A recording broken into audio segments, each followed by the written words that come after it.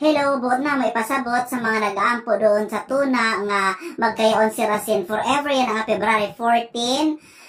Ayaw lang muna kang paglaom. Kaya una muna namon pag matchmaking sa mga sadto pa. Tambak na gud nga di ang mga request sa amo, dara mo na nagkaangot, dara mo na inukaw. Nga na iba man, nagsari na la si Tugayuma did sa Quiapo. Tungod siton, sira lang mo na amo yan na pag-uunahon. Kaya nag-aarugod kami sa iyo halawig nga pagsabot, ngan pasaylo sa ton mga tinarokan na paghinulat.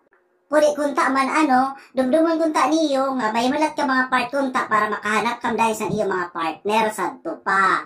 Wara kam kunta pag pinanmili, di kan wara man kunta niyo hatasan iyo standard.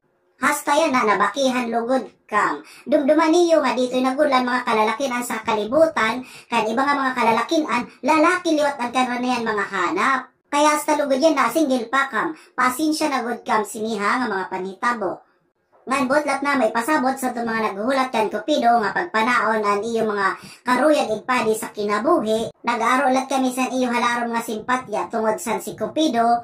Adto yan ang naka-confine sa hospital kay nagkinaon siya sa mga tsokolate wala siya abat, may nangayon siya type 2 diabetes. Ikikinurog-kurog na ang kaya kamot, hindi rin siya nakaon siton nga matamis, nga siya nakaya mata naglabo na. Kaya delikado na gud kay bangin iba pa mapana niya para sa iyo. Kung ayaw kam kabarang kay mayon na kami mga intern nga still nakarawat pa kami gihapon sin mga applicants para gud la ma-cater ini mahuman ini nga amo mga backlog sa tupa. Ngan malipayon lat namo nga ipapasabot sa iyo nga ang first batch ni nga mga intern ni Cupido, ongoing training yan na under the supervision sa sayo nga archery player sa Olympics nga si Dan Ularo. Ito gwapo nga archery player sa Olympics. Kaya ito mga nagkaalat sa doon kung kaya pa niyo maghulat nga to sa pag-culminating activities ni after a year, pwede pa kang maghulat pero itong mga diri na kung makahulat, so nalan ako sa iyo i-advise, pwede na ka manutok yan na pala.